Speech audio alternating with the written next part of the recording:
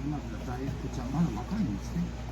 3月からやっぱり今で7ヶ月ぐらい。くしゃみが1ヶ月前からそれまではしてなかった。くしゃみやってます。目とかちゃんと開いてるように。これワンちゃんの薬。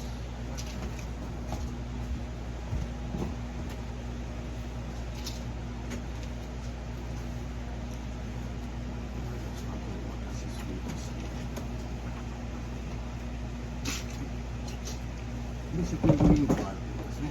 人の瓶が出てますか？慣れてると思います。出てます。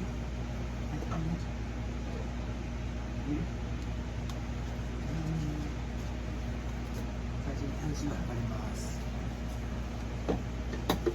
体重測ったことあります？ないです。ちょっと少ないような気がする。100は欲しいですね。これ食べてるのは、ハムスターセレクションパフォーマンス。いちごの乾燥したのと野菜の乾燥したやつ。うわ、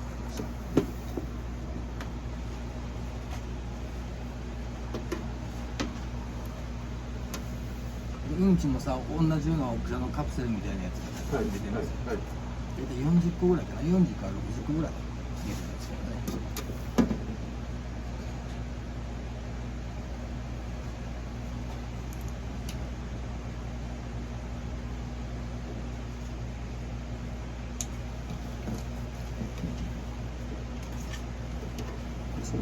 見せてね。よいしょ。